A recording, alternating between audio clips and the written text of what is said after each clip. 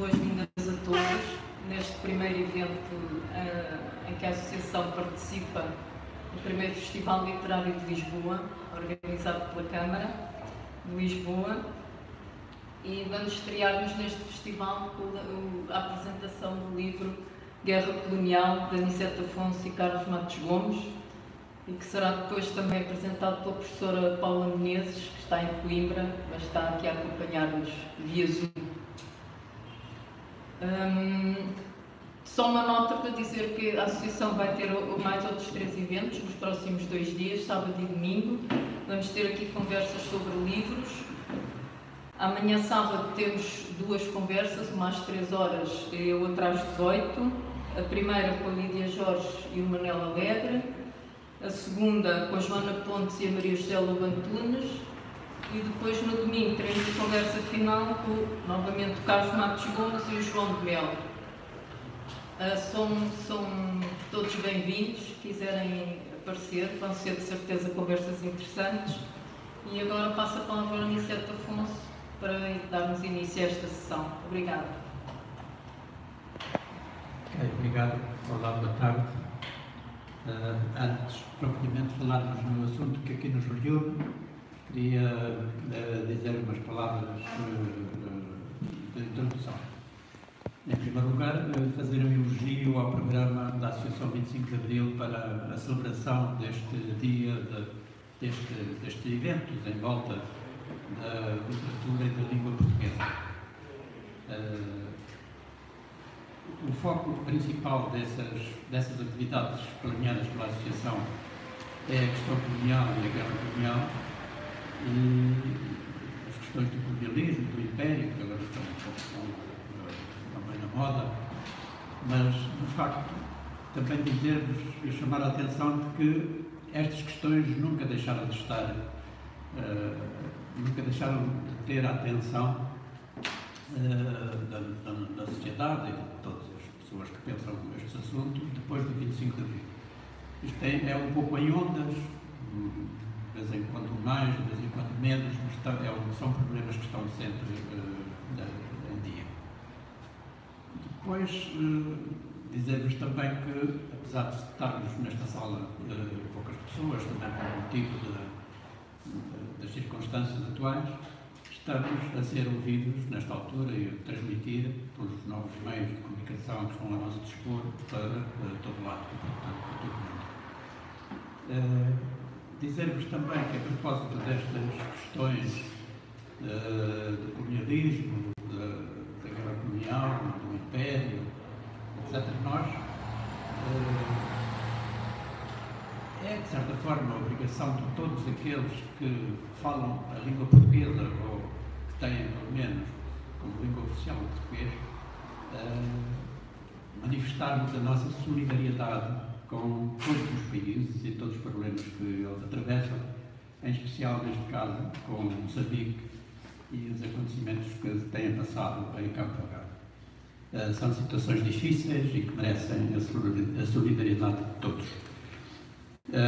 E, finalmente, uma palavra de elogio também às posições que a Associação 25 de Abril e o Vasco Lourenço têm tomado, a direção e o Vasco Lourenço têm tomado em relação a todas estas questões que se têm levantado em torno do colonialismo, da guerra colonial, das questões do império, que são sempre recorrentes na nossa praça. Como sabem, eu gosto de escrever aquilo que quero dizer para não deixar nada por trás, não me esquecer de focar naquilo que quero focar e dizer exatamente aquilo que quero dizer. Por isso, eu vou ler-vos o texto que preparei para esta sessão. Eu gostaria, em primeiro lugar, e em nome dos autores, de agradecer à Porto Editora por ter suportado este projeto numa altura em que os projetos editoriais são arriscados. Sabíamos que já fazia falta. Agradecemos também à Associação 25 de Abril, no fundo é a nossa segunda casa, por incluir este lançamento, ou melhor, esta apresentação do nosso livro no seu programa de celebração da literatura e da língua portuguesa. queremos manifestar a nossa gratidão e acentuar o privilégio que é para nós termos a professora Maria Paula Menezes, moçambicana e académica distinta, para nos acompanhar nesta apresentação.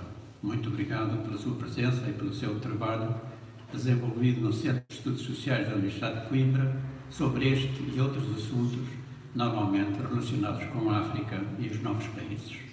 Muito obrigado, pois. Gostaria agora de fazer um pouco de história sobre o livro que hoje apresentamos. Em primeiro lugar, eu e o Carlos trabalhamos juntos há mais de 30 anos. Por volta de 1991, fui ter com ele ao Regimento de Lanceiros na Calçada da Ajuda e expliquei-lhe como gostaria de abordar a guerra colonial numa secção que o professor João Medina me tinha encarregado de organizar para a sua obra História de Portugal, a que viria a ser publicada em 1993. Propus então ao Carlos que juntássemos um texto meu, trazido com algumas alterações da História Contemporânea de Portugal, também dirigida pelo professor João Medina e publicada em 1985, a um álbum fotográfico por ele comentado, dando-lhe uma estrutura abrangente, focando os vários aspectos da guerra que nos pareciam relevantes. Definidas assim as linhas essenciais, chamámos ao álbum Imagens da Guerra Colonial. Mas não foi ele o autor, foi sim o Carlos João Ferraz. Só que nessas 38 páginas ficou em espera um projeto maior, já devidamente estruturado. A primeira série fotográfica devidamente comentada, como todas as outras, chama-se Salazar, o Regime e as Forças Armadas. E o último chama-se Os Rituais da Vida e da Morte, os Mistérios. Em 1995, 2 anos depois da história de Portugal, numa altura em que a questão da guerra colonial se discutia já com certa efervescência na imprensa e nas televisões, com inúmeros debates, entrevistas e comentários, vem a propósito de recordar que há muitos anos que se discute e se analisa a guerra colonial, contrariamente ao que ainda muitos pensam, insistindo em que nada está feito. Como dizia, chegou-nos nessa altura uma proposta de um administrador do Diário de Notícias, amigo do Carlos, Alberto do Rosário, para escrevermos uma obra de fogo sobre a guerra colonial, a publicar em fascículos distribuídos com o jornal. Dedicámos-nos inteiramente ao projeto durante os 2 anos seguintes e a publicação iniciou-se no dia 5 de outubro de 1997 e terminou um ano depois com 52 fascículos semanais, com uma tiragem de cerca de 30.000 exemplares, distribuídos gratuitamente com o jornal às quintas-feiras.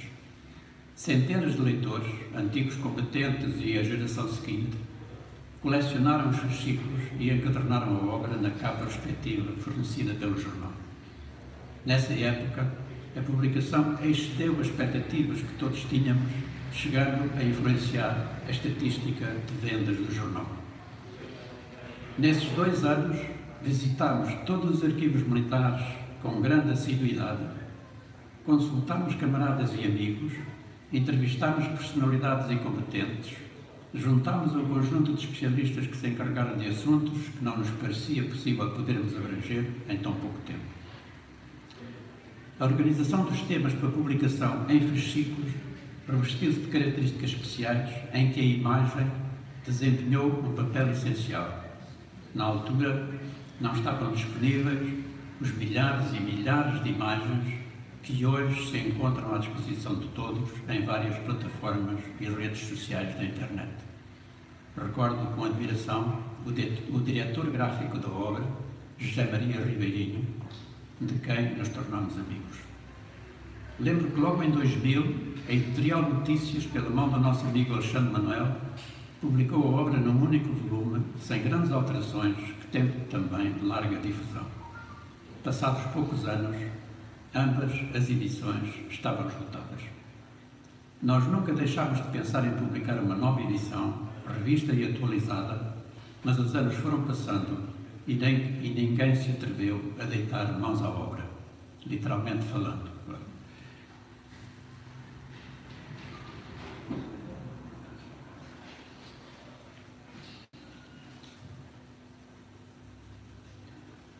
Até que em 2019, a Porto Editora deu o passo em frente para a publicação de uma edição atualizada e foi assim que surgiu esta edição que hoje apresentamos. Ora, em que é que esta edição é nova? Em primeiro lugar, a sua estrutura temática nada tem a ver com a edição original. Os assuntos estão organizados de forma ordenada, dos mais gerais para os mais particulares, dos mais antigos para os mais recentes, procurando sempre abranger um e o outro lado da guerra. Em segundo lugar, são aprofundados assuntos que apenas eram aflorados na primeira edição. A compreensão do sistema colonial e da responsabilidade de Salazar e do Estado Novo, a situação em 1961, o papel dos três rampos das Forças Armadas, a evolução da capacidade política e militar dos movimentos de libertação, a manobra das populações e, finalmente, de forma inédita, a discussão sobre a guerra ganha, a guerra perdida, com o aprofundamento de uma visão para o interior do regime e do seu desmoronamento, assim como da aliança secreta Alcora entre Portugal e a África do Sul. Apresentadas estas considerações sobre a obra, que o Carlos completará conforme entender, gostaria ainda de salientar alguns outros pontos. Em primeiro lugar, gostaria de vos transmitir o nosso compromisso com a história. De forma simplificada, nós entendemos que a história se cumpre em várias fases. Uma primeira fase de estudo, o que implica um imenso trabalho de investigação, recolha de documentos e testemunhos, leituras, estabelecimento de cronologias, reconhecimento de protagonistas, etc., etc.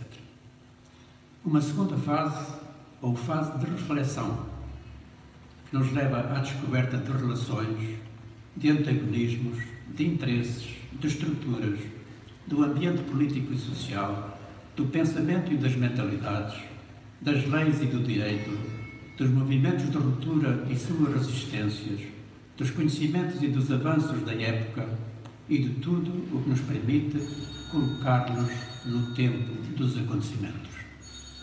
É nesta fase que se situam para nós as análises, as explicações, os juízos, as conclusões sobre a história e sobre a sua época, ou, numa palavra, a sua contextualização. Finalmente, existe uma fase de intervenção. É a fase do nosso tempo, aquela em que conseguimos, ou não, aproveitar os ensinamentos que trazemos das visitas que fizemos ao passado. É a vida real, aquela que queremos e podemos alterar, como cidadãos interessados e intervenientes, como aproveitadores das lições da história. Em síntese, podemos dizer que o passado não pode alterar-se, mas que ele pode servir para nos alertar e para influenciar o presente. Basta que sejamos capazes de nos servir das lições que com ele aprendemos. Basta que possamos transmitir o que trazemos, não apenas da nossa experiência, mas, sobretudo, das experiências que conhecemos do nosso estudo e da nossa reflexão sobre as épocas que nos precederam. Eu julgo que é esse o papel fundamental do historiador. Contudo, deixo-vos ainda uma última palavra que me parece indispensável. Nós somos todos diferentes. Por isso, só a liberdade, conquistada em 25 de abril de 1974, conjugada com os valores democráticos e com a prática dos seus princípios, nos permite garantir a convivência, o reconhecimento do outro, o respeito pelos direitos, a conquista de avanços, a correção de rumos, a denúncia de excessos. Ou seja, só nós, como cidadãos conscientes e participantes, poderemos melhorar a vida comum, adotar os valores de uma sociedade avançada, defendermos, no nosso tempo, os princípios hoje consolidados das relações humanas e sociais, para garantirmos um futuro melhor para nós e para quem nos vai suceder.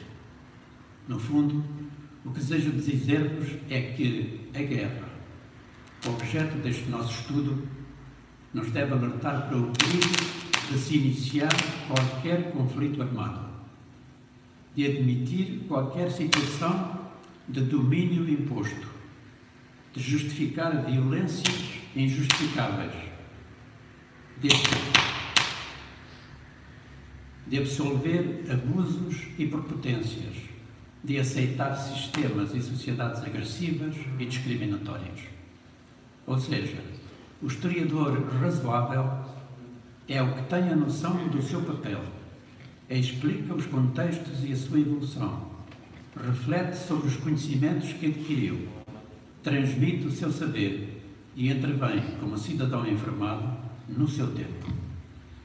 Podem crer que essa tem sido a motivação para esta segunda parte da minha vida, ligada à história, em companhia quase sempre do Carlos Matos Gomes, meu companheiro neste esforço de alerta sobre a guerra e sobre a vida. Muito obrigado pela vossa atenção.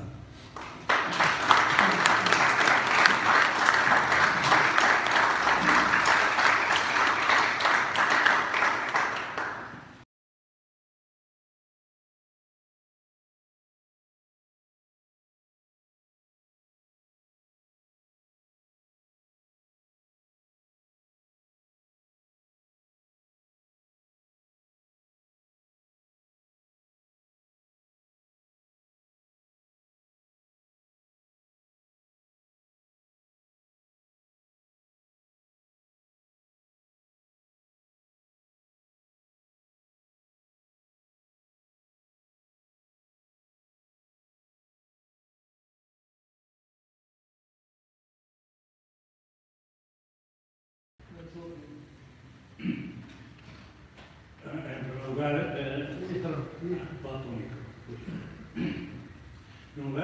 boa tarde, e queria saudar, em primeiro lugar, a Associação 25 de Abril e a Luís Afonso teve o encargo de coordenar esta atividade. Queria saudar todos os presentes que aqui... Agora está-se a ouvir bem? Repetindo, queria saudar a Associação 25 de Abril, parceira deste programa 5L organizado pela Câmara Municipal de Lisboa, saudar a sua coordenadora, Luís Afonso, saudar todos aqueles que aqui puderam e quiseram vir assistir a esta conversa e a esta apresentação do Guerra Colonial, saudar todos aqueles que estão em suas casas e junto aos seus computadores a assistir a esta sessão, saudar a nossa particular amiga, a professora Maria Paula Menezes, a quem nos unem particulares laços de estima, de amizade, de apreço, de consideração, e a quem agradeço a participação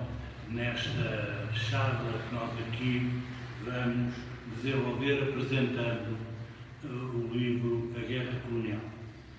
O Aniceto Afonso já fez o historial desta obra, que se foi desenvolvendo ao longo dos tempos e foi tomando várias formas e foi-se adequando àquilo que, entretanto, se foi sabendo sobre a guerra colonial. A guerra colonial é um momento central na história portuguesa e na história dos países que resultaram das colónias. E, portanto, faz todo o sentido que a história da guerra colonial surja como elemento central de qualquer festival ou de qualquer atividade com projeção nacional que aborde a cultura, a civilização, a literatura, as artes, a relação de Portugal com o mundo. É disto que nós estamos aqui a tratar. A guerra colonial foi o último episódio e o mais violento de um processo histórico com 400 e alguns anos. E ela representa o momento em que se fazem as últimas rupturas institucionais entre uma metrópole que teve pretensões imperiais e os seus espaços de domínio nos 5 continentes. A guerra colonial é o último episódio de um processo de comunicação entre Portugal e o mundo. E ela é, portanto, central na cultura portuguesa. A guerra colonial é, mais uma vez, o último episódio de uma relação bionívoca entre Portugal, este Portugal europeu, e as várias parcelas e as várias culturas espalhadas pelos 5 continentes e por todos os oceanos. Nós ainda hoje nós nunca poderemos falar de Portugal sem falarmos dos espaços e dos povos com os quais nos relacionamos. Isto é, a nossa língua recebeu benefícios e recebeu o enriquecimento de línguas espalhadas por todo o mundo. A nossa culinária, a nossa literatura, a nossa pintura, a nossa dança, a nossa forma de estar no mundo.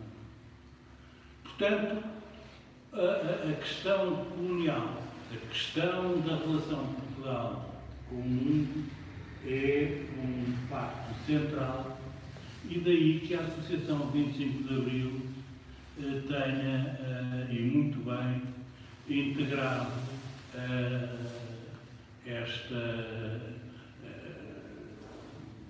evento que a Câmara Municipal organizou, porventura procurando descobrir na cultura e na civilização que nós hoje em dia herdamos raízes que ela efetivamente tem e que passam pela guerra colonial. A guerra colonial, já agora, colocou Portugal numa situação única na sua história.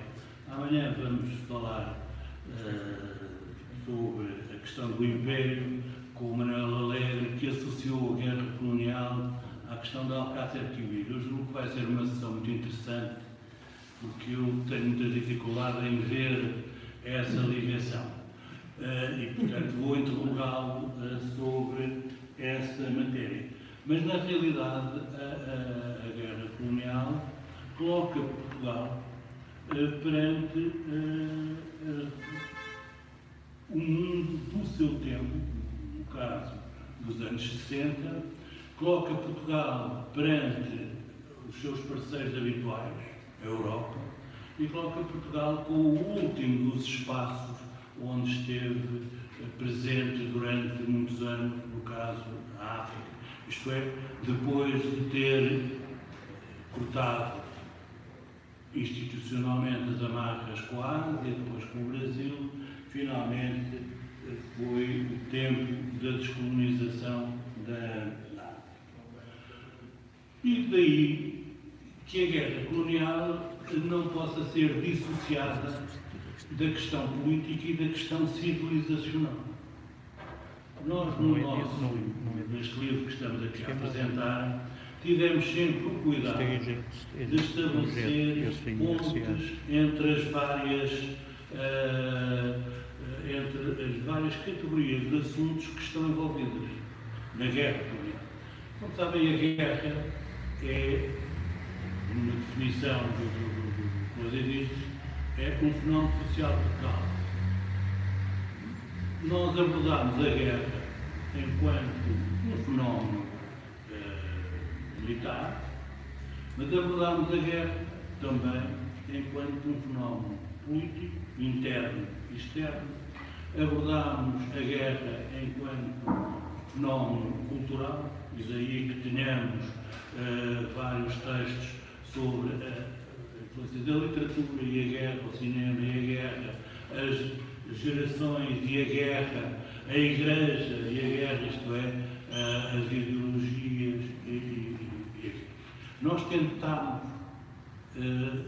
abordar de uma forma global o fenómeno da guerra colonial.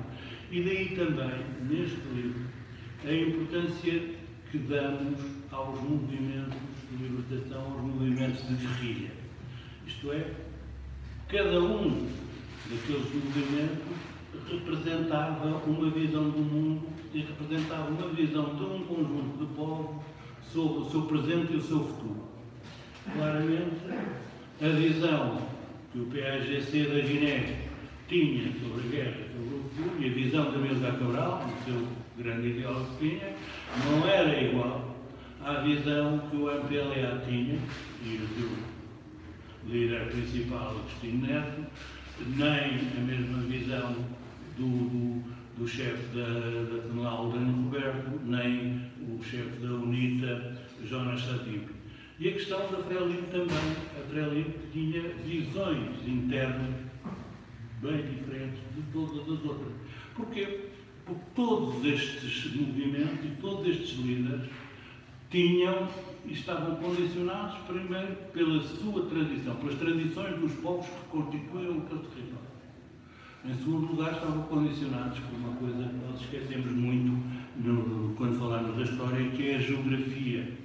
Isto é, a localização dos territórios num determinado espaço e num determinado continente, no caso do continente africano. Nós, neste livro, procuramos desenvolver e dar a conhecer as personalidades dos comandantes, dos chefes, dos movimentos de libertação, movimentos de guerrilha, ou movimentos nacionalistas também.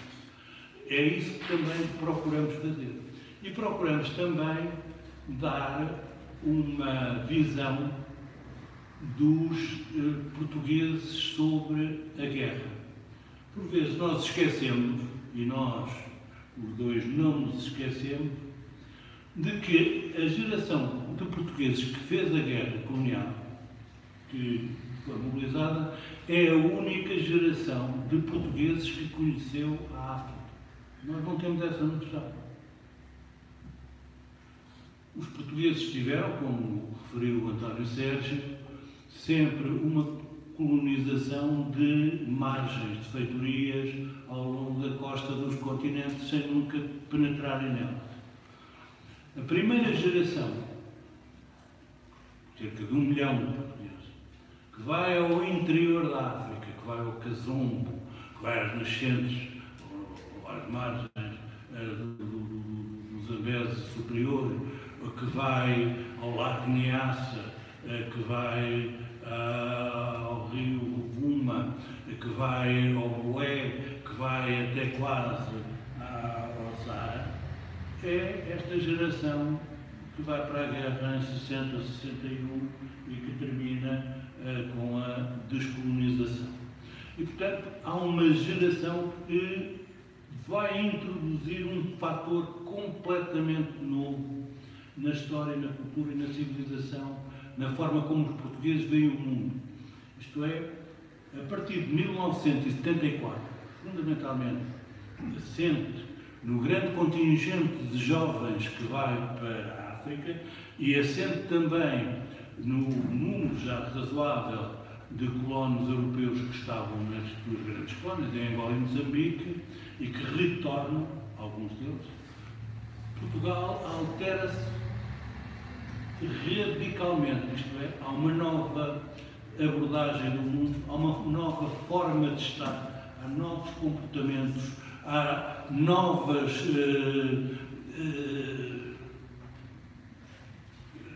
há novos costumes até, há novas culinárias, há novas falas, e há até uma nova consciência de nós enquanto portugueses. E isso, essa nova consciência é muito evidente nas artes. E é por isso que estamos aqui a falar nelas, e porventura não se fala nelas nos outros 4 L's ou 5 L's que se estão a desenrolar. Nós falamos aqui assim de uma nova, até há uma nova língua, quase. Há novas formas de tratamento, há a introdução de vocábulos e de conceitos novos. Nós não, por exemplo, nós aqui em Portugal, até os anos 60, 70, não fazíamos ideia do que eram animistas. O animismo era qualquer coisa que nós considerávamos ou desconsiderávamos em absoluto. E são o povo que depois, em particular os da Guiné, que nós descobrimos que há animistas. Por exemplo, nós não fazemos ideia de que a escultura Maconde, aquela de pau preto, são de base animista. O tronco da árvore que dá origem ao pau preto representa a alma, representa a mãe da natureza para os Macondes, que são animistas. Portanto, há toda esta nova visão do mundo que nós nos damos a perceber, por vezes, através de objetos tão simples quanto. Relativamente à guerra, nós também tivemos uma experiência, mas que foram sempre experiências muito limitadas, de convívio e de integração de africanos nas Forças Armadas Portuguesas, que é um assunto muito delicado, que outros Estados europeus desenvolveram.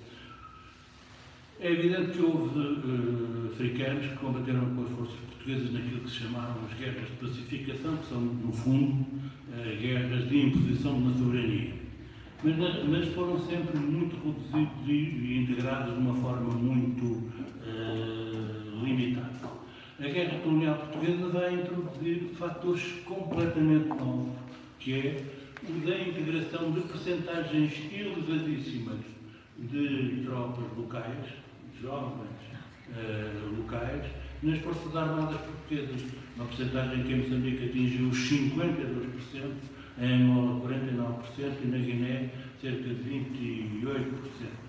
Isto é, Portugal também teve que se confrontar com esta nova realidade que nós podemos observar todos os dias quando passamos ali no Rossio, por exemplo. Nós refletimos essa situação e devemos ter sido os primeiros investigadores da história contemporânea a fazê-lo, há mais 2 ou 3, quando falamos da africanização das forças portuguesas. Nós fomos também, e nós desenvolvemos essa matéria com o cuidado que ela merece. Mas, finalmente, e para terminar esta charla, nós fomos os primeiros, falando entre nós, entendemos que os dirigentes do regime, do Estado Novo, não eram desprovidos de razão, isto é, que não eram estúpidos.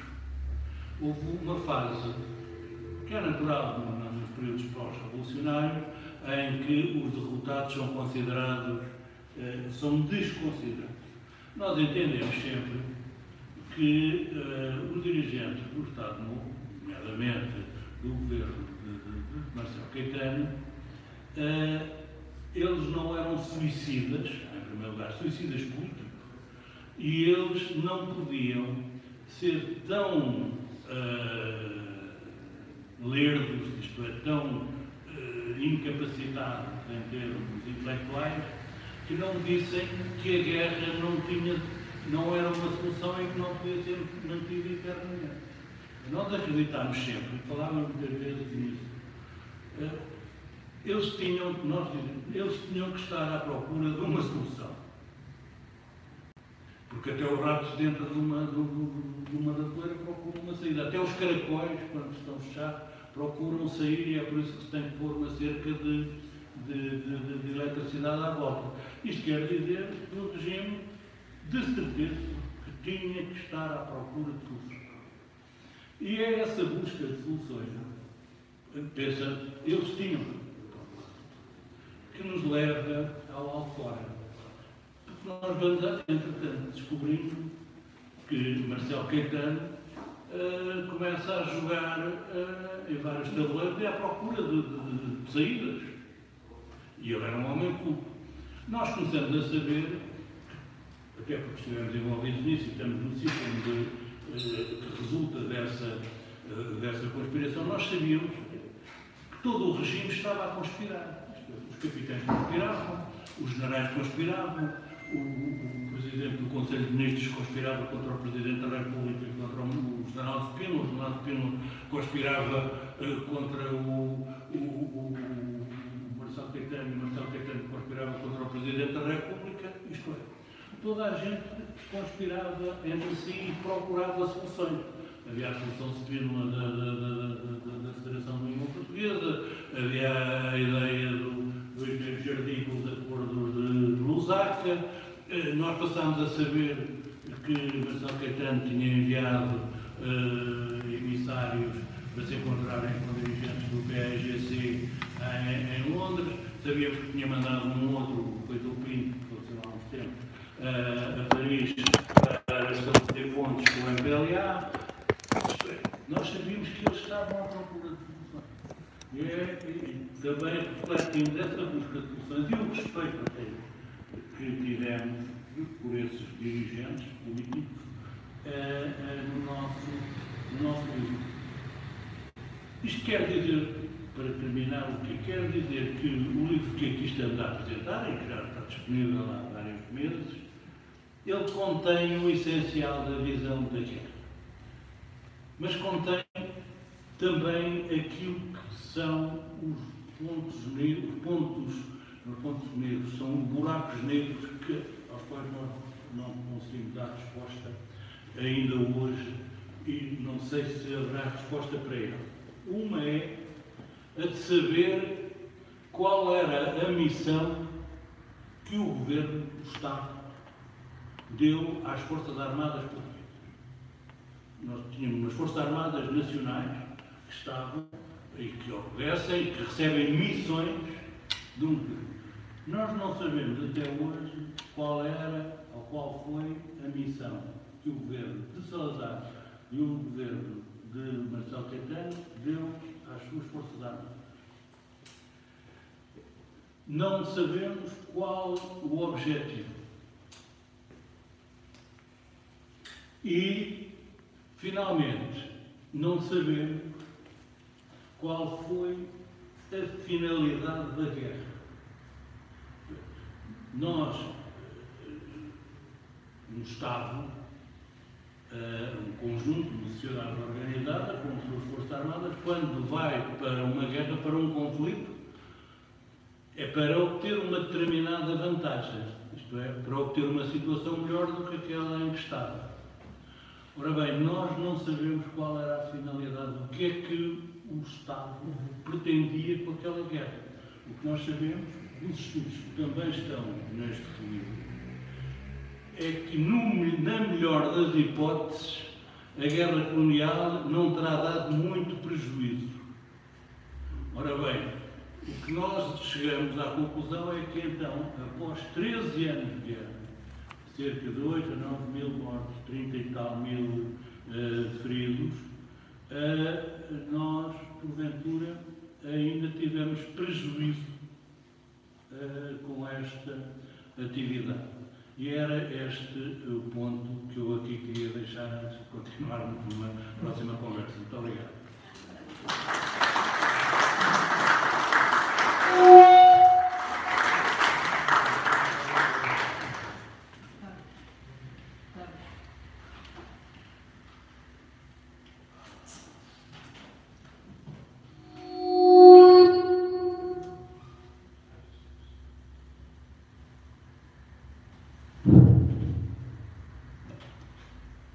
Aproveito para agradecer ao Carlos, mais outra bela lição que tivemos aqui. E agora passava a palavra à professora Maria Paula Menezes, que está connosco em Zoom e que espero que consiga ouvir-nos. Muito obrigada. Eu espero que vocês consigam ouvir, já que eu ouvi de vez em quando congelo e descongelo atrás do Nel Matos Gomes, mas acredito que eu estou aqui fisicamente, né? Eu espero que vocês me estejam a ver. E não se preocupem, porque nós estamos em modo Zoom há um ano e, portanto, já nos habituámos ao cair, ligar e desligar, etc. É o nosso cotidiano viver em regimes de desenhos animados, que é a sensação que eu às vezes tenho, é que sou um boneco de desenhos animados, eu sou um Speedy Gonzales, mas pronto, mas isto hoje estamos aqui para falar de coisas mais sérias e eu de facto tenho imenso a agradecer o desafio que o Aniceto Afonso e o Carlos Mastro Gomes, espero que não fiquem zangados comigo por eu os tratar de uma forma um bocado mais informal, mas é que na nossa tradição moçambicana é um sentido de proximidade, de confiança e de grande respeito que eu tenho e desde logo eu reconhecer a minha capacidade para dar conta nos 15 minutos que eu proponho, mais do que isto adormece toda a gente, sobre o impacto desta obra e a minha leitura dela, do quilograma que este livro representa. Eu sei que ele pesa 1 quilo e daqui a um pouco já vou explicar porquê, mas eu já comprei vários exemplares para alguns colegas em Moçambique que de facto querem ter acesso à obra e quando eu por acaso a recebi e comentei que ela tinha chegado, ela já suscitou um grande interesse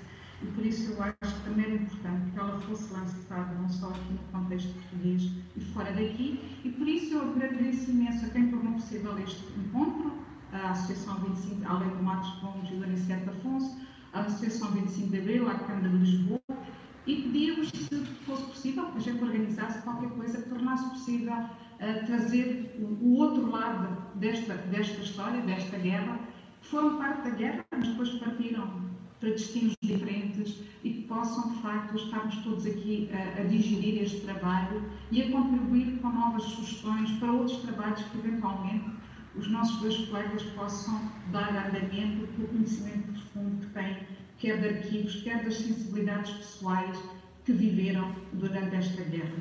Portanto, começo por dar os parabéns aos autores e, sobretudo, como o Aniceto Afonso chamou a atenção, que desde muito cedo começaram a analisar este contexto histórico específico, as guerras que estavam a ocorrer nas então colónias africanas de Portugal e, sobretudo, este grande episódio, o último, que é a Guerra Colonial, que é de facto de 60, 61 a 74. E o que é interessante é que nós temos aqui duas figuras que jogam um papel duplo, mas que ao mesmo tempo lhes garante uma grande robustez teórica e metodológica.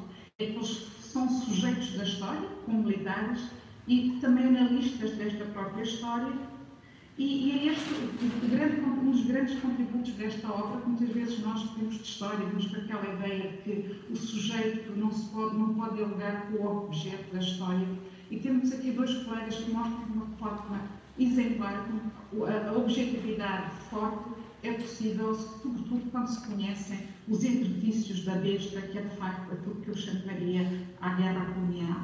E também refiro rapidamente que esta ambição de falar sobre a guerra, como o Aniceto estava a falar, não é de agora, e desde a década de 80, que o Aniceto Afonso, que é o Matos Gomes, seja em livros mais de cariz académico, que é mais da vertente literária, sobretudo no caso do Matos Gomes, vão tratando desta guerra e dos seus impactos. E, sobretudo, para que ela não seja esquecida, para que ela não volte a acontecer, que infelizmente, como o Aniceto Afonso estava a falar, tem continuado no caso de Moçambique.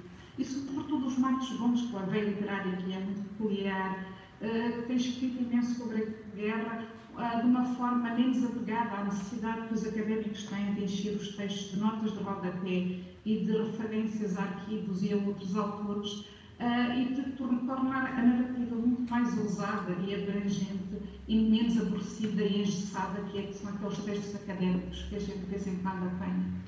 Portanto, este livro e estes autores, que eu tenho o privilégio de estar hoje aqui à conversa, vêm com esta obra contribuir decisivamente, eu a vejo, para uma reflexão sustentada e substantiva sobre o sentido desta guerra, sobre a importância da análise desta guerra e, sobretudo, também chamando a atenção que esta guerra, que estas narrativas, que esta análise se enriquece quando é feita em diálogo com outras pessoas, porque há uma série de colegas que também participam na obra, e também eles nos têm permitido, através de uma série de outras modalidades, sejam eles próprios em depoimentos, aquilo que nós espaço em histórias chamaríamos histórias de vida e entrevistas em profundidade, que vão dando pistas para nós, de facto, continuarmos a explorar este tema, que é um tema complexo geopoliticamente e temporalmente, porque uniu vários povos e nações, muito para além daquilo que nós hoje supomos que são os atores imediatos desta guerra. E este livro mostra de uma forma exemplar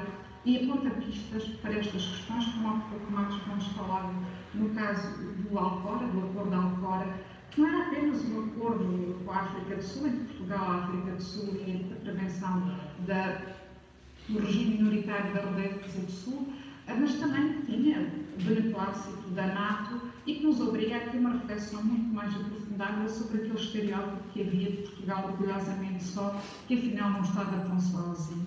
Portanto, esta versão substantiva, extremamente bem argumentada, com uma leitura muito fluida e muito interessante, como eu digo, é um livro muito interessante, ajuda-nos a compreender não só as razões da guerra, mas, sobretudo, porque é que estes autores escolheram, desde cedo, a designação deste episódio como a Guerra Colonial.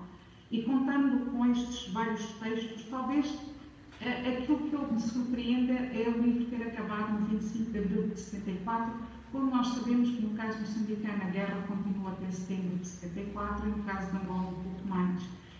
Mas antes de eu colocar aqui algumas indagações e algumas questões, porque é que há alguns silenciamentos, eu acho que não era possível pedir mais. O livro tem-se quase 600 páginas e pesa por 1 quilo. Eu gostava de sublinhar alguns dos aspectos que me impactaram mais especificamente. Desde logo, como tive a oportunidade de partilhar com a Aniceto Afonso, eu neste momento dou aulas no doutoramento em História na Universidade Pedagógica em Moçambique. E quando o livro me foi entregue no SES, onde eu estava a trabalhar, tenho lá grande parte do meu escola, os estudantes imediatamente me pediram: professora, nós precisamos desse livro. E aí a razão de eu ter comprado vários volumes, e quando fui entregar a alguém após fazer chegar a Moçambique, a pessoa fartou-se de protestar e disse que só levava 2, porque os livros eram muito pesados. E, portanto, isto mostra o grande interesse que há sobre a obra. Desde estudantes vários estão a estudar a questão da guerra, o conflito no norte de Moçambique, que, a meu ver, é também continuação de uma má interpretação do que foi o episódio inicial da violência colonial, que começa sobretudo com a Conferência de Berlim, que está muito aquém deste livro, mas que é preciso, de facto, terem atenção. E, portanto, estas duas gerações que se seguem à vossa e à minha, que ainda somos a geração que faz a transição para a independência, mostram o interesse, a dedicação, a atenção que este livro tem suscitado e, sobretudo, que é importante não silenciar memórias e os ecos desta guerra. É uma guerra que foi vivida por muitos lados e que é importante estender este debate, como eu vos dizia, para lá do contexto português, para lá destes palcos às vezes reduzidos para o contexto em que nós estamos e que talvez com o Zoom a gente consiga chegar, porque eu tenho estudantes neste momento em Mocimboa da Praia, eu estou certo que o Aniceto Afonso e o Marcos Gomes conhecem bastante bem, mas eles estão lá e estão em aulas.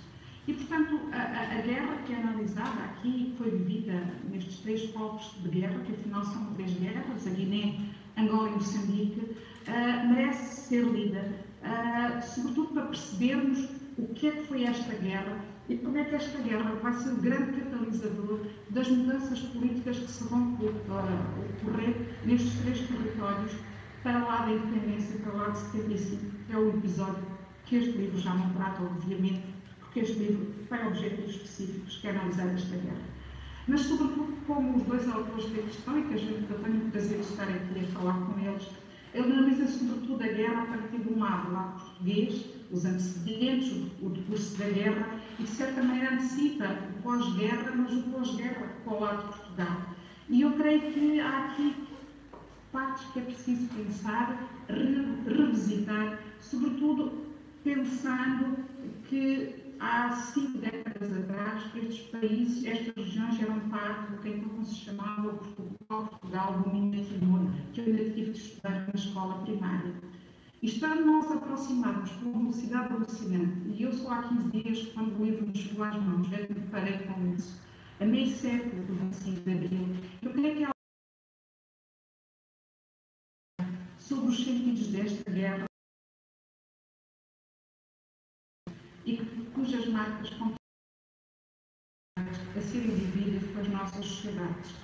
E se de facto em Portugal assistimos a este interesse crescente pelas razões da guerra e pela própria guerra, no caso moçambiquino, nós assistimos a um cansaço sobre a narrativa da guerra, porque há um excesso de presença desta guerra na constituição daquilo que hoje chamamos a moçambicanidade e a angolanidade, o tal projeto nacional, que tem o seu epicentro nas guerras de libertação, que é o outro nome do lado da guerra, e do seu uso político, a história política desta guerra, como critério quase absoluto para a formação da cidadania nestes países, o que já como de cansaço, alguma crítica ao excessivo uso desta narrativa e que obriga a pensarmos o que é que isto foi, quem é que esteve, como é que esteve e porquê é que esteve. São as tais perguntas que a história faz e que é sobretudo para não esquecermos quem esteve nesta guerra e para não criar esta aparente face de fratura impossível entre o lado de cada guerra e o lado do lado da guerra.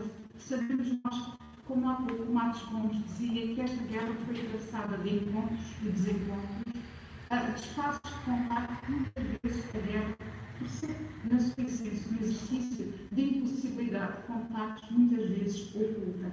E, portanto, eu acho que estas sensibilidades, que ouvimos aqui um bocadinho, que eu tenho com curiosidade para saber mais, ou aqueles episódios que eu tenho reproduzido nas minhas entrevistas com algumas personagens, sobretudo com alguns que quero dizer, que é Matos Gomes também conheceram, o falecido Carol Ertende, o general Cândido de Mondlane, etc., dos pequenos episódios de paz que podem ser também argumentados e construídos nestes palcos de guerra.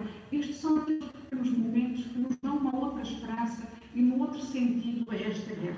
Mas voltemos ao princípio do livro. O livro também nos mostra como prototas, isto também isso, que procura evitar o fim do império. E é de facto uma situação anacrónica, quando Portugal se dá a conta do império, estão os outros a acabar com os impérios. E isto é muito importante, apesar de muito rapidamente mencionar alguns aspectos. Após a Segunda Guerra Mundial, Portugal nacionalizou os caminhos de ferro, começa a construir os planos de cimento, a desenvolver os colnatos das celas, os colnatos de Limpopo, etc. Mas também nos dá esta perspectiva mais ampla de Portugal, num contexto em que Portugal é membro da NATO, é membro das Nações Unidas, e o fazer com estas multilateralidades que obrigavam uma gestão política de assuntos muito mais sérios que era a questão da guerra. Este livro é densamente povoado de narrativas sobre os três palcos de guerra. Esta guerra, muitas vezes, apesar do livro se intitular A Guerra Colonial, de facto é sobre três palcos de guerra, que também integra, como há pouco Matos Gomes falava, microconflitos e sensibilidades que os autores vão procurando desligar ou conectar numa linha temporal e de sensibilidades extremas para tentar perceber, afinal, o que é que estava em causa, tendo também, por exemplo, já no fim do livro, grande atenção aos projetos de autonomia branca que estavam em preparação em Angola e Moçambique, que é um tema muitas vezes negado, muito pouco trabalhado e que aqui já aparece com grande sustentação, o que eu acho que é super interessante. E, portanto, o livro termina com uma frase algo enigmática que encerra a secção que se intitula O 25 de Abril desatam ao bordo da guerra. E a frase é a seguinte: os exércitos não têm obrigação de obter vitórias, mas de lutar. As forças armadas portuguesas lutaram em África pelos meios de que dispunham. As condições em que combateram conduziram àquele resultado. Podemos tentar compreender, mas não podemos alterar. E uma das questões que está aqui para resolver é esta questão da cor do exército, das forças armadas portuguesas. E o livro dá, de facto, conta do contributo imenso das forças africanas, que Matos Gomes aqui chamou, das forças africanas regulares à manutenção do esforço da guerra, que é uma das questões que nós vamos, que é uma das especificidades, não só do caso português, mas também do caso francês e que nós vamos usar aqui, que importa, de facto, abrir a caixa de Pandora da guerra e começar a falar nisto. Mas as guerras são violência e a justificação desta opção pela guerra vai ser utilizada e justificada num contexto em que o governo de Portugal e os seus aliados, quer regionais, quer da NATO, e quando estou a falar dos aliados regionais, estou a falar da África do Sul, do Apartheid e do regime militar de ano seguinte na Rodésia do Sul, vão interpretar a luta armada como o braço armado do comunismo em África. E aqui nós temos, por exemplo, a importância importância desta luta, porque de facto Moçambique e Portugal era a tal fronteira de segurança para os regimes de minoria branca na África Austral. E os bons exemplos que aparecem também citados no texto é a construção da barragem de Corabaça e das 3 barragens no Cunene, com financiamento sul-africano, e que eram parte deste projeto violento e impossível de manutenção de minorias brancas no poder em contextos de maioria negra. E isto é uma das grandes questões que o livro põe em cima da mesa, sabe que muitas vezes ser mais nas entrelinhas, nos obriga a pensar sobre o que é que isto, o que é que nós temos aqui em termos de macropolítica na África, no contexto da África Austral. E busca também começar a deslindar os diálogos com as raízes da luta pela autonomia e da autodeterminação nos contextos africanos, para compreender de facto o que é que estava a acontecer em cima da mesa. E aqui nós temos desde logo um debate que é importante fazê-lo, que se para os movimentos nacionalistas, a guerra à confirmação da luta pela autodeterminação, o direito à história, é preciso ver que esta luta tinha começado não militarmente, mas do ponto de vista político e ideológico, imediatamente a seguir à Segunda Guerra Mundial, e não nos podemos esquecer que faz agora, se celebra outra vez em outubro, que em 1941, outubro de 1945, quando na coluna lança o grito colonizados do mundo unidos, neste sentido, um apelo grande à emancipação dos territórios africanos. No lado português, esta guerra é uma luta em glória, como os dois autores aqui mostram, pela imposição de um sentido imperial de fazer o mundo. E este livro, como nos revela, a guerra também tem lados bons, é como o Zoom, é muito mau, mas já vemos uns episódios bons. E como o Marcos Gomes e o Aniceto Afonso mostram, a escola foi uma ótima, a guerra foi uma ótima escola de formação política para muitos militares portugueses que se vão construir como atores de mudança do regime colonial fascista, classe mundial que se muitos com os projetos políticos dos movimentos nacionalistas, como este livro mostra, e outros trabalhos destes autores também revelam. E é de facto qualquer coisa que eu gostaria de um dia ter sido uma mosca pequenina e ter estado naqueles gabinetes onde o Aniceto Afonso estava a ouvir as comunicações e os comentários às comunicações que vinham das rádios e como é que se chama, do lado da farinha. Em suma, eu creio que este binómio da guerra colonial, guerras de libertação, evocam de facto uma necessidade de uma tradução constante sobre este espaço-tempo que foi esta guerra, dos vários protagonistas, das opções políticas que aqui estavam e dos impactos dos projetos políticos que aqui se negociavam. Envolve não só Portugal, Angola, Guiné e Moçambique, mas tem também um pouco na retaguarda da África do Sul, da Rodésia do Sul, os países da linha da frente no contexto da África Austral e, para o caso da Guiné, sobretudo da Guiné-Conakry, e que revelam que, de facto, havia aqui, era uma guerra muito grande para caber nesta pequena definição que eram terroristas que andavam por lá. E, portanto, há aqui umas memórias, umas histórias complexas entre estes múltiplos lados envolvidos. Que este livro nos leva, de facto, a abrir estes segredos públicos, porque aparentemente parece que todos sabiam disto, mas afinal pouca gente fala e é muito difícil escrever sobre isto. E ficam de fora muitas coisas. Eu já estive a falar um bocadinho com a Aniceto Afonso sobre isto, desde logo as mulheres. Não é porque eu seja feminista, mas de facto há muitas mulheres que estão metidas no palco de guerra. Não só as senhoras do Movimento Nacional Feminino, do lado português, e que as minhas memórias de estudante, da altura de estudante do ensino primário, distribuíam bandeirinhas e arrofadas nas escolas, mas de fora ficam as muitas mulheres moçambicanas que estiveram na guerra e que talvez um lado demasiado masculino não as entenda fundamentais o andamento da guerra. E o hino da mulher moçambicana exalta, e eu estou a citar, aquela que produz e alimenta os combatentes. E, por exemplo, neste livro, na página 427, avaliando a Operação Nogorno, fala-se em 67 guerrilheiros mortos, presumo que deve ter sido pela presença de armas, 31 homens capturados e 70 mulheres e crianças capturadas. Uma guerra que exige informações, redes de contacto, direções de apoio, sustento alimentar. Eu acho que não estamos a falar de mulheres, estamos a falar também de agentes ativos de resistência e construção de um outro projeto político que não da presença colonial. De fora também ficaram as mulheres que funcionaram nos 3 palcos de guerra como madrinhas de guerra e que, no caso de Moçambique, vão ser alvo de comissões de verdade acusadas de colaboradoras com o regime português. ou seja, para além das tropas africanas, nas Forças Armadas Portuguesas, ainda havia estes outros elementos que serão os tais collateral damage que só começam a ser referidos depois da operação da Tempestade Zero. E, de facto, fica, sobretudo, a necessidade desta análise mais sofisticada das análises estratégicas desta guerra, um dos focos muito importantes da Guerra Fria. Muitas vezes nós pensamos que foi uma guerra fria, uma coisa que aconteceu lá para o norte, não, de facto, no contexto da África Austral, esta guerra foi tudo menos fria e mostra que havia aqui vários objetos políticos em debate e só assim se compreende que o 25 de Abril em Portugal seja uma tradição para a democracia sem sangue, mas que no caso de Moçambique e Angola, nomeadamente estes países, um pouco depois a Guiné, comecem com uma série de guerras civis cujas raízes têm de ser vistas nesta complexidade herdada destas outras políticas anteriores às independências. E não se pode compreender o 25 de Abril sem inclusão física e emocional, sem educação política que esta guerra colonial deu a tantos militares portugueses que participaram nesta guerra. E, portanto, é absolutamente importante debater e compreender em profundidade os múltiplos sentidos que se pensava então e agora sobre a descolonização, sobre o sentido de ser-se e pertencer-se como cidadão ao mundo. E, portanto, é o tal tema que eu proponho que a gente pense aos 50 anos do 25 de Abril.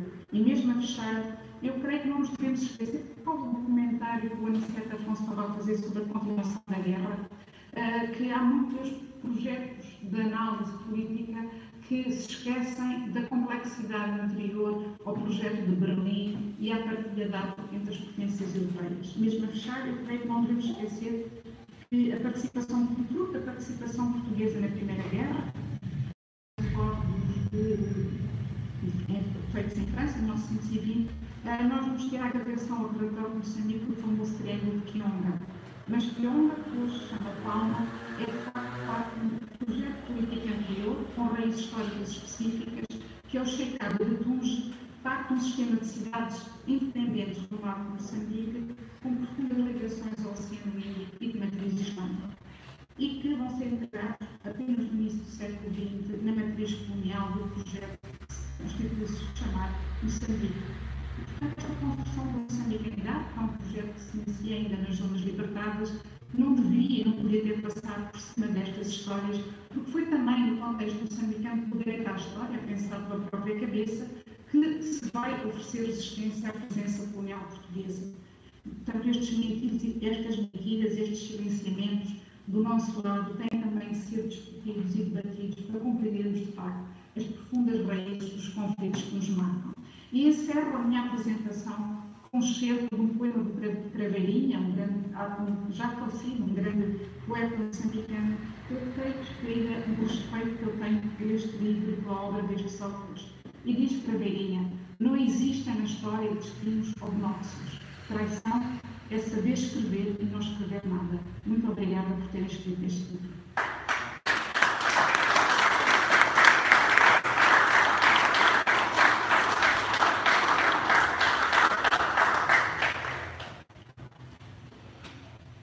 Muito obrigada, nossa professora Paula Menezes, pela sua intervenção e por trazer estas outras perspectivas diferentes e enriquecedoras que, de facto, precisam começar a entrar no diálogo.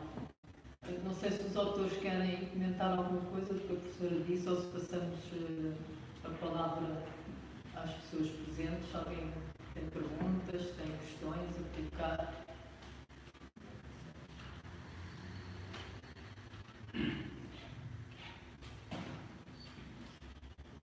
Sim, diga. Eu saí daqui deste país. Quero falar um bocadinho mais alto. Saí de Lisboa em 1963. Sou da geração 45. Ia fazer 18 anos e os meus pais conheceram aqui, através da Segunda Guerra e dos campos dos refugiados, conheceram aqui famílias alemãs. Eu passei mais de 50 anos na Alemanha. Alemanha, não fiz a guerra colonial, mas em 1900, desculpa, eu não sei a sua patente, mas a Nicete Afonso diz que passou esses papéis ou conversou com as pessoas que faziam a guerra colonial. Como é que conseguiu fazer isso num período, apesar do nacionalismo, tenho a impressão que aquilo deve ter começado em 69, com a abertura do Marcelo Caetano e aquelas conversas em família? Como é que conseguiu, sem serem apanhados? Porque eu, em 1974, no dia 26 de outubro, aterrei aqui com uma equipa de televisão alemã, em que o protagonista desse filme foi Matos Gomes, Carlos Matos Gomes, que aparece e que foi Cicerone. Eu servi apenas de chofer e lembro perfeitamente naquela euforia que nós vivíamos. Ia-se a um restaurante, os empregados de mesa não queriam gorjetas. Íamos a qualquer lado, não. Isto agora acabou. Mas antes, como é que conseguiu transmitir? Porque de certeza que os generais estavam interessados e aqueles que tinham as patentes estavam interessados em ganhar um dinheiro fantástico naquela altura. Os outros, coitadinhos, esses não tiveram oportunidade, mas a partir do tenente e do 44 acima ganharam, e as avenidas novas são compradas, os andares são comprados com esse dinheiro. A minha pergunta: como é que conseguiu, sem ser apanhados, se não houve censura, o livro publicado agora? Eu cheguei um bocadinho tarde, quer dizer, acho que 2 ou 3 minutos depois de começar a palestra, e não tive a oportunidade de ouvir, mas segundo a descrição, o livro saiu agora na boa editora. Gostava de saber, porque naquela altura toda a gente vivia, e eu, quando em 64, os primeiros que saem da Guerra Colonial, eu praticamente estudei na Alemanha e praticamente servi de tradutor. Havia muito poucas pessoas que falavam alemão e português. E eu servi de intérprete a esses jovens que tinham saído, tinham feito o serviço militar, tinham estado na Guiné, tinham estado em Angola, tinham estado em Moçambique e contavam-me horrores da guerra. E sentiam-se felizes porque o prémio que davam era você vezes 4 ou 5 anos, pode sair. E então eram inspecionados aqui na Embaixada da Alemanha. Sim. E os que tinham, se não faltasse um dedo ou se tivesse alguma coisa, esses eram rejeitados. Todos aqueles que vinham saudáveis iam para a Alemanha. Portanto, e eles contaram-me isso, como é que isso, qual era em que estado é que se vivia neste país. Por isso gostava de ouvir, de saber como é que foi transmitido isto. Dá-me a sensação que quando, no dia 24 para 25 de abril, muito pouca, portanto, o soldado raso não tinha conhecimento da guerra. Se não estou em erro, só mais tarde tive a oportunidade de conhecer o movimento.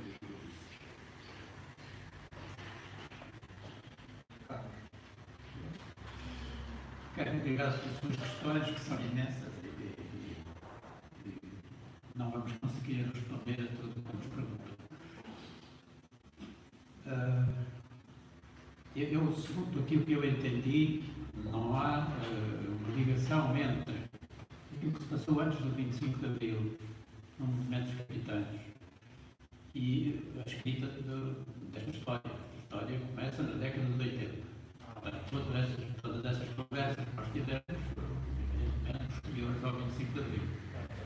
Portanto, todo este nosso estudo conjunto que fizemos sobre a guerra, tudo é posterior a esse tempo.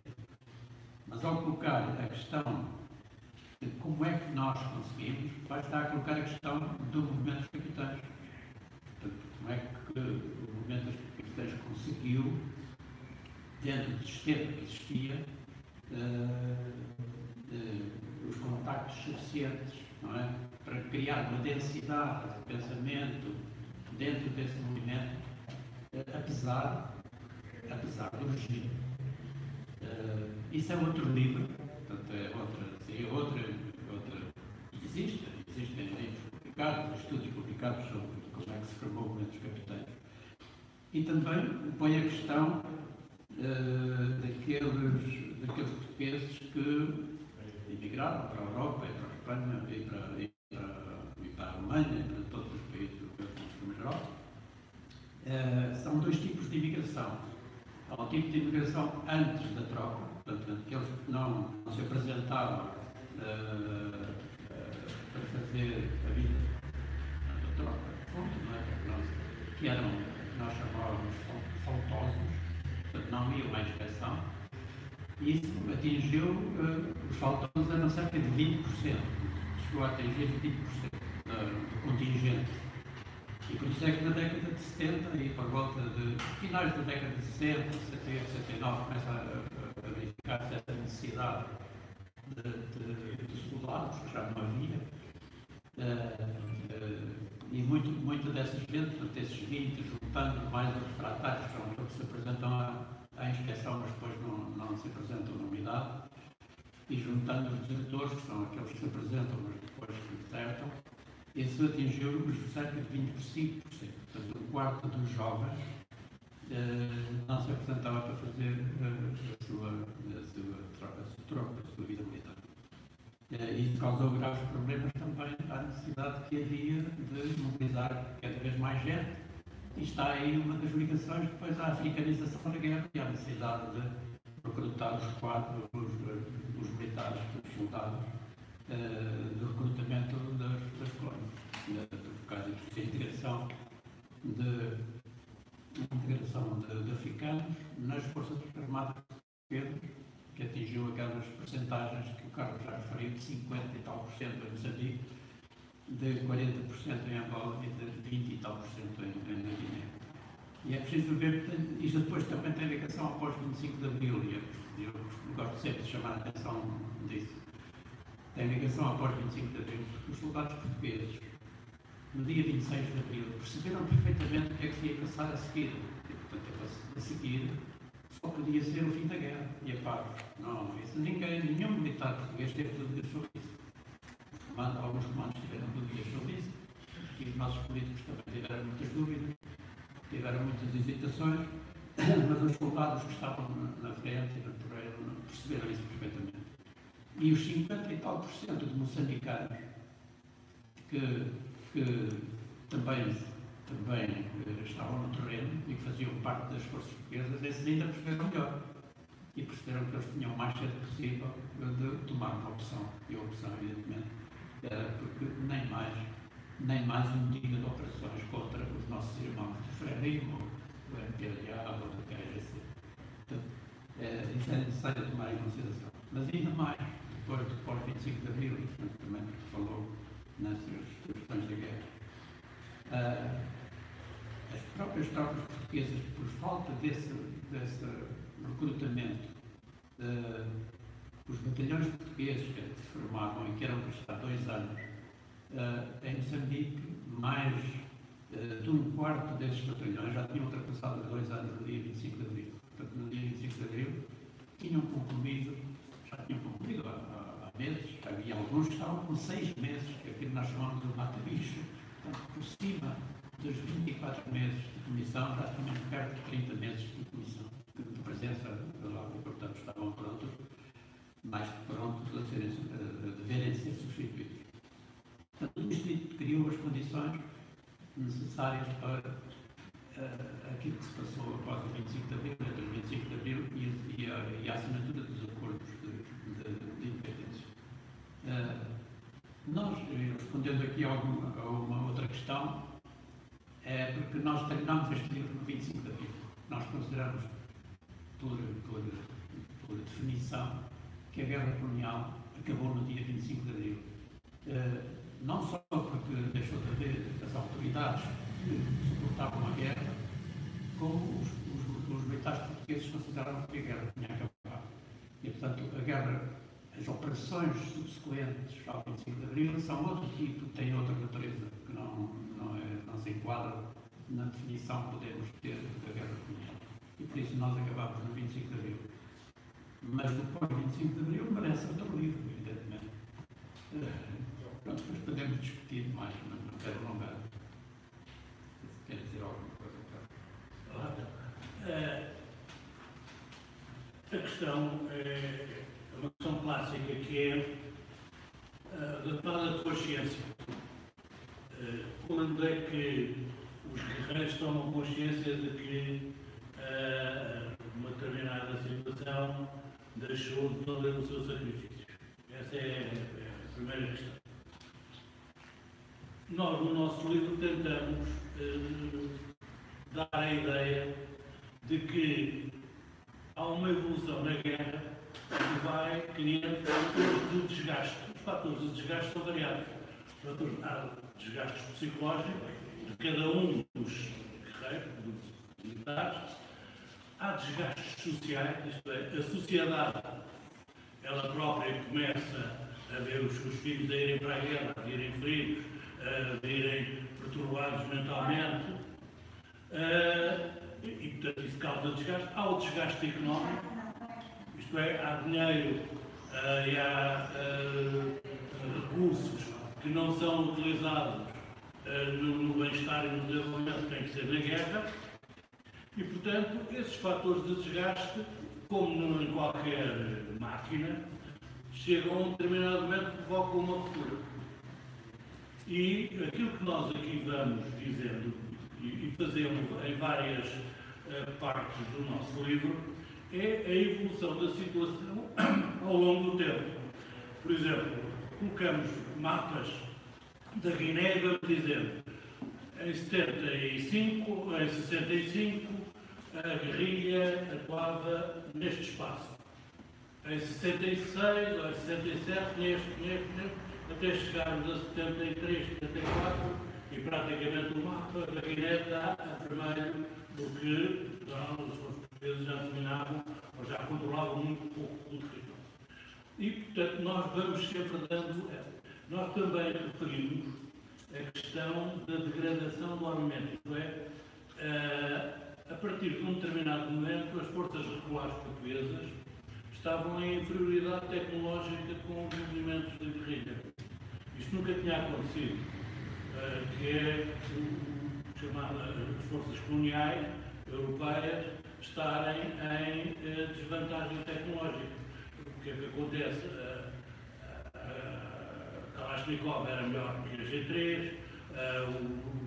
os moteiros deles eram melhores do que os moteiros portugueses e há depois um fator decisivo que é o fator dos mísseis terra-ar.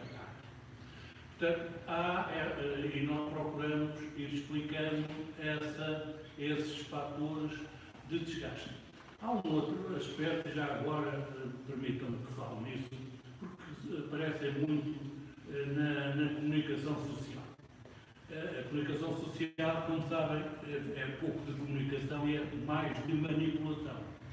Portanto, nós hoje em dia temos muito de manipulação. E um dos fatores, a manipulação é fruto, logo, em primeiro lugar, da preguiça. E a preguiça traduz-se normalmente depois também em incompetência.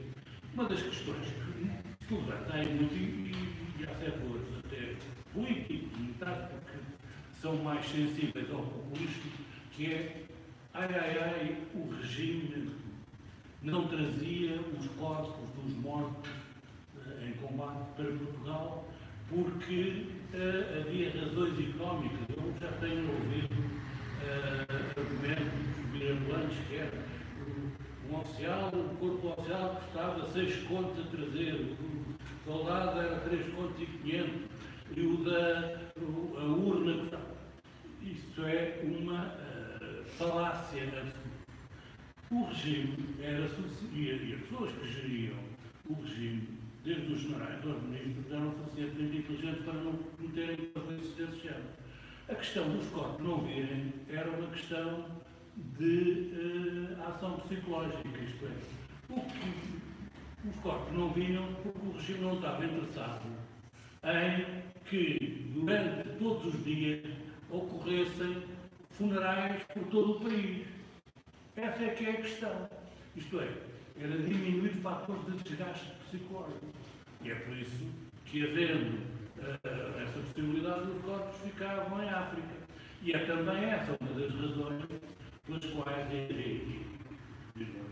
a professora Palmeira, a questão da africanização, há um autor moçambicano que escreve muito bem sobre isso, o Borges Coelho, que é uma das razões que leva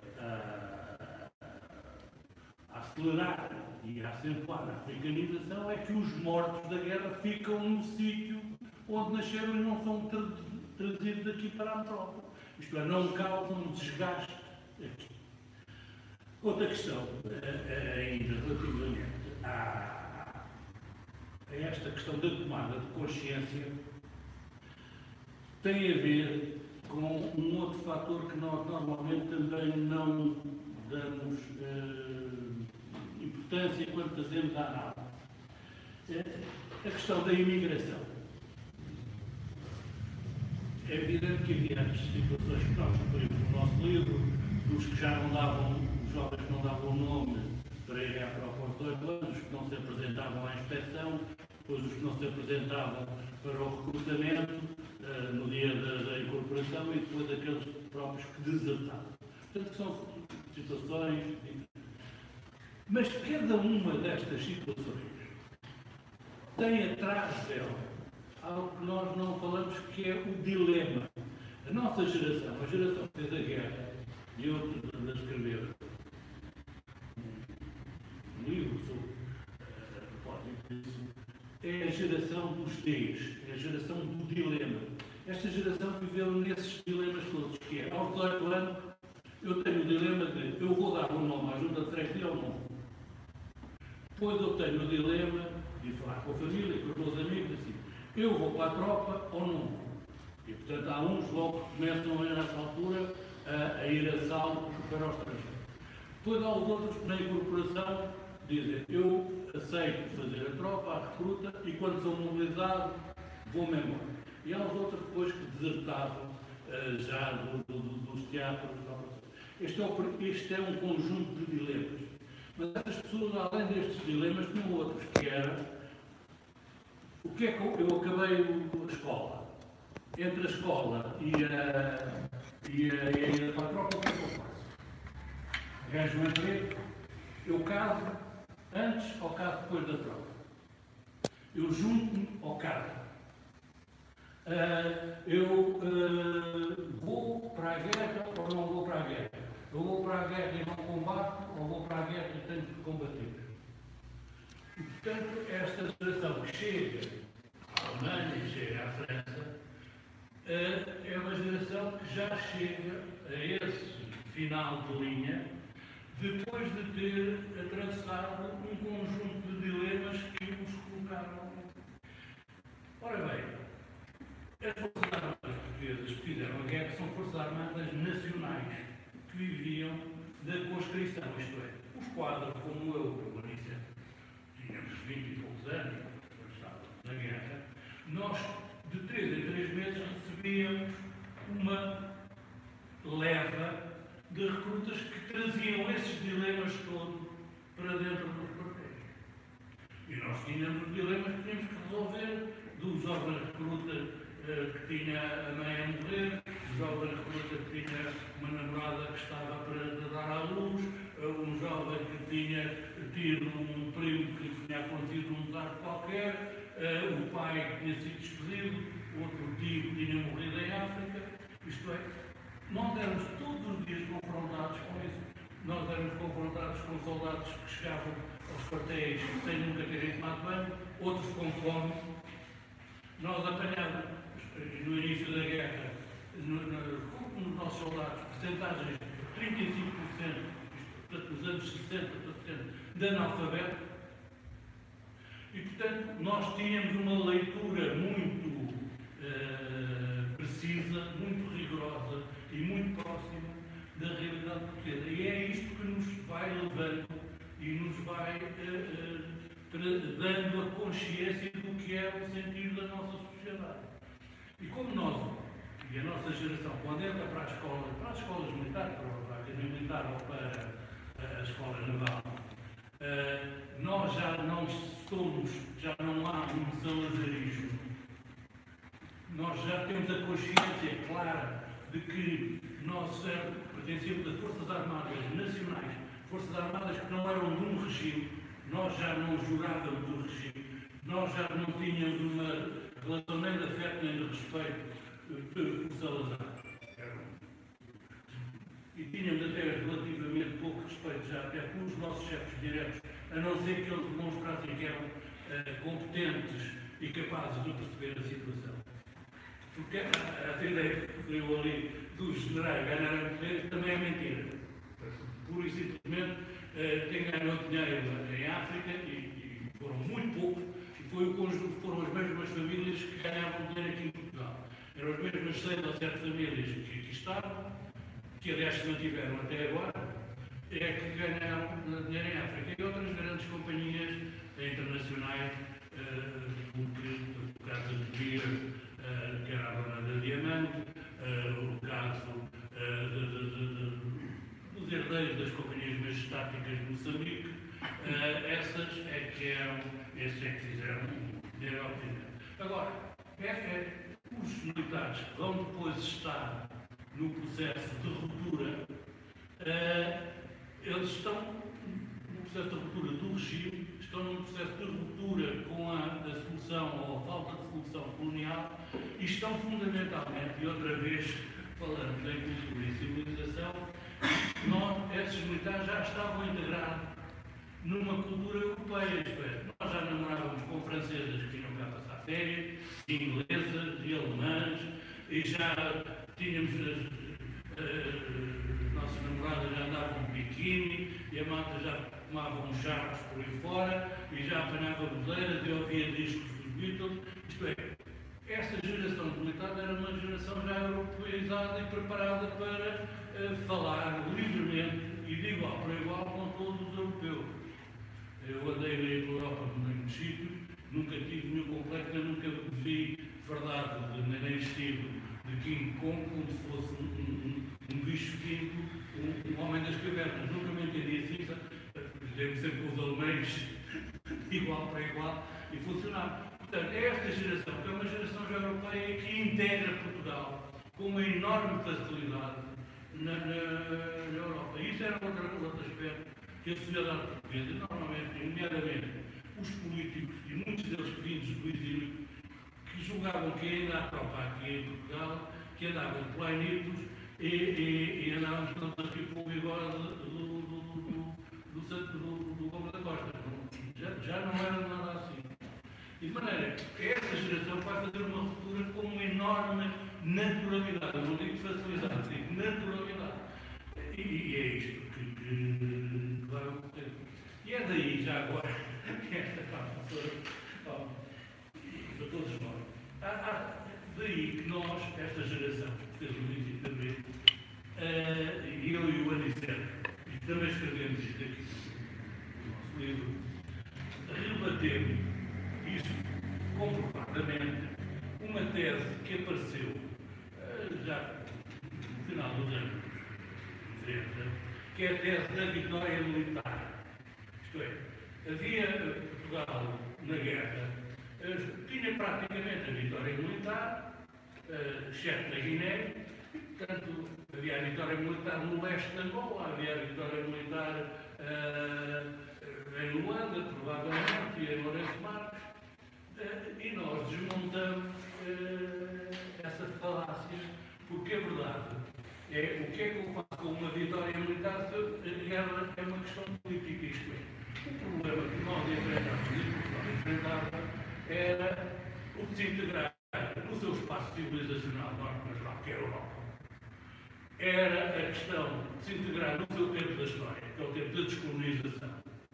E era o espaço, era ainda o tempo em que Portugal ainda poderia ter uma oportunidade, que eu entendo e julgo, felizmente tem sido desenvolvida, não sei se em todas as capacidades, que é de manter uma relação com os povos das antigas colónias, uma relação natural, saudável, proveitosa para ambas as partes, porque se a guerra se continuasse e se prolongasse, mesmo com a tal vitória militar, quebrava essa capacidade de nós mantermos uma relação com boa parte do mundo, manter a relação com o terceiro mundo, com a Índia, com o norte da África, com os países, com a China, com Macau, etc.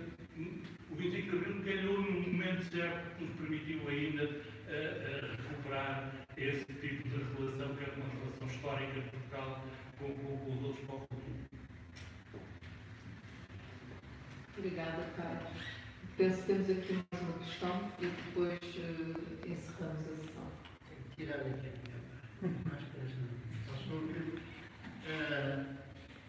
Parece extremamente importante que se levante de forma a guerra colonial neste momento em Portugal. Porque parece-me que dá a impressão que é um assunto esquecido. Tem estado a ser utilizado cada vez que há luta política pelo poder, os partidos políticos utilizam este aspecto ou aquele da guerra colonial a fazerem mobilização política, cada um para a sua parte, mas a guerra colonial, o impacto da guerra colonial, sobretudo no Portugal moderno, no mundo, de facto, está praticamente esquecido. A implicação da guerra e do fim da guerra, por exemplo, a nossa política externa, chapéu, é um desastre. No momento, por exemplo, em que o mundo todo olha para a África como o último maior continente do mundo, última grande reserva da humanidade, Portugal continua sistematicamente, em termos até diplomáticos, já não falo políticos ou económicos, mas sistematicamente a enfrentar-se com os líderes africanos dos vários países.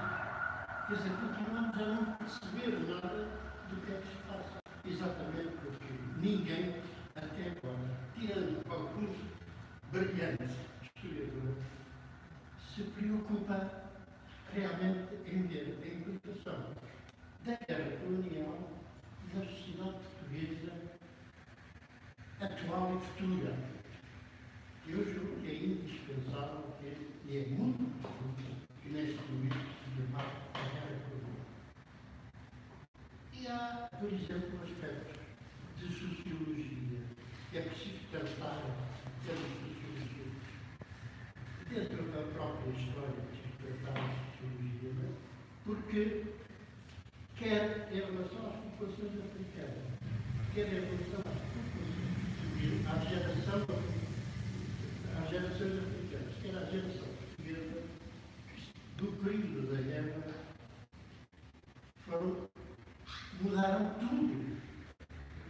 Mudaram os africanos.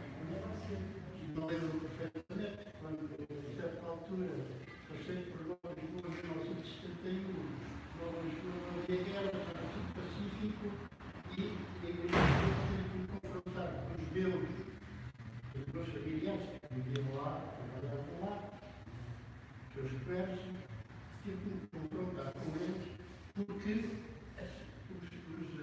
as populações africanas que trabalhavam com eles eram ainda perfeitamente o Estado colonial. As relações eram coloniais desde 71, Nova Lisboa, para o ano. Não era nada disso, não foi nada disso que eu senti. No Casongo, senti em Caringa, senti no norte da Angola, onde havia em relação aos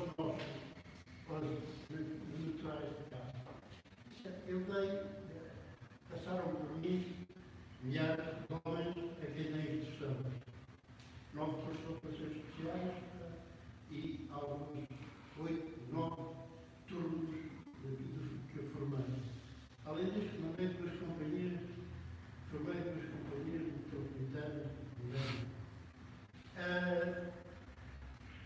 Os soldados que eu recebia, sobretudo nos primeiros anos, não tem nada a ver com os soldados que saíram depois do fim da comissão. Quer dizer, a guerra transformou a sociedade portuguesa de tal ordem que eu estou convencido que não teria sido possível a evolução económica e social que Portugal teve a seguir ao 25 de Abril se as populações ainda estivessem como estavam em 61.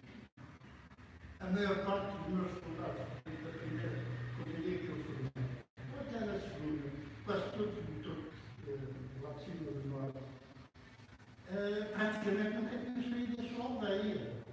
Nem sabiam o que era o mar. De forma que este aspecto sociológico não está contado e é extremamente importante. Só mesmo.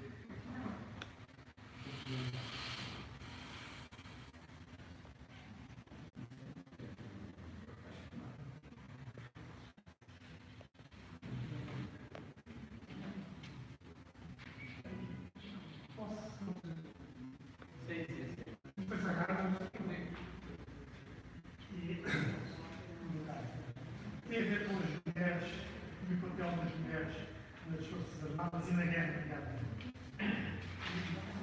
Aliás, a razão da professora levantar estas.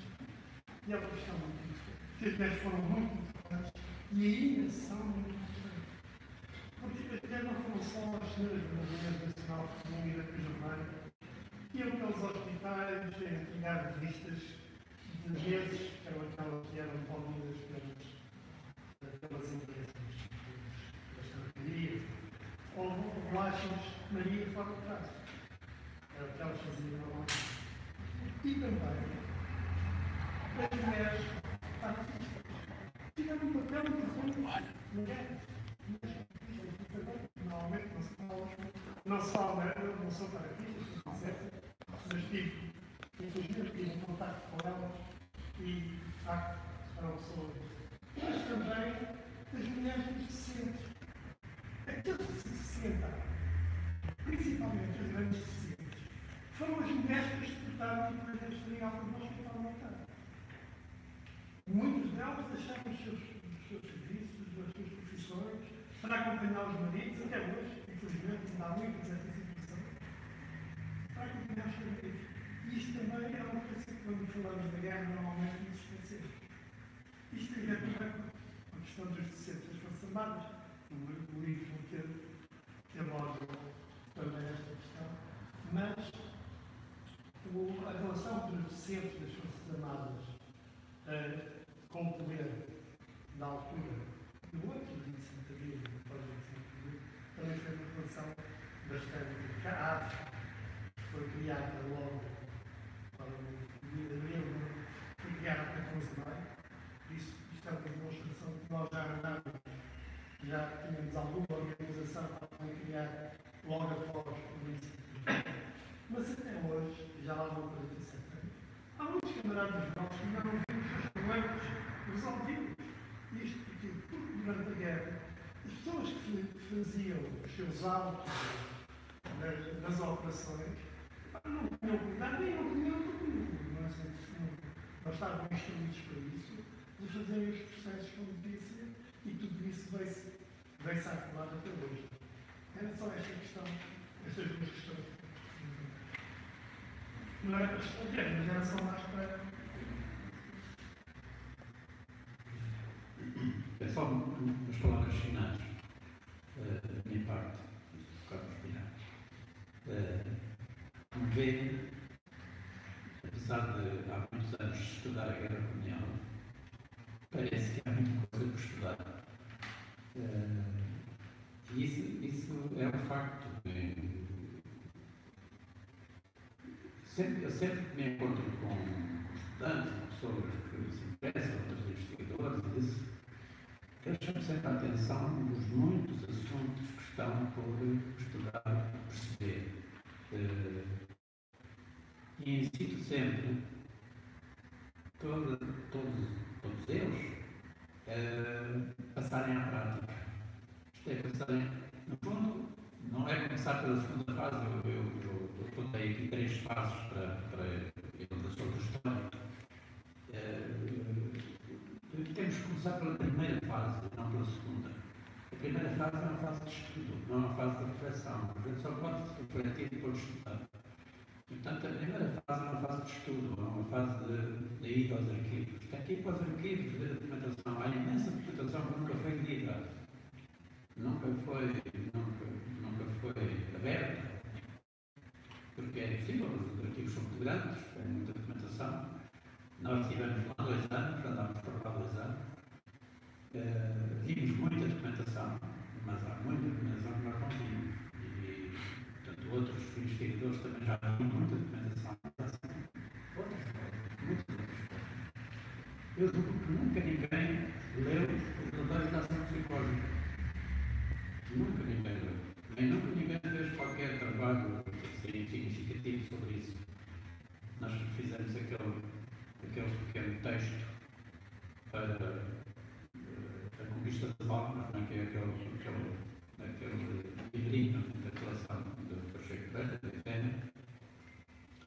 E depois tem que se fazer, porque esses relatórios têm dividem-se normalmente em 3 fases. E toda a gente fazia relatório de ação psicológica, desde a companhia até à região militar.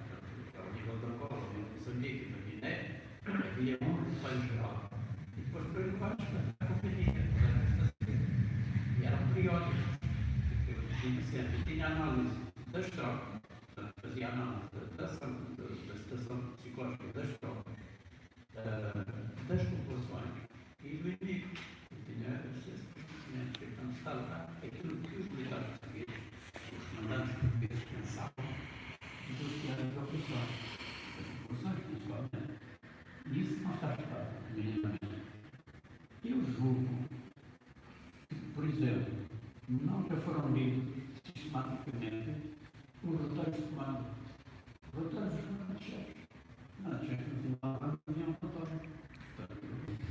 Se alguém sabe alguma coisa das outras dos comandantes-chefes, ninguém sabe. Nunca ninguém fez essa investigação. Quem diz essa investigação, isso não é contrário, não é também a investigação. Também são muito poucos estudos ainda que existem sobre isso. Não vale a pena, porque é um rol deles, nós podemos falar em outras ocasiões, um rol de assuntos e de temas que é necessário ainda investigar e compreender. Investigar primeiro, depois compreender e depois explicar. Que se passaram durante estes anos, foram anos muito densos, não é? São anos com muitos acontecimentos, muita coisa, e já também ainda bem, porque temos aqui tema para nos colocarmos o nosso estudo por aí fora. Ok, era isso que eu queria dizer. Não sei se queria encerrar. Não, por mim está tudo dito.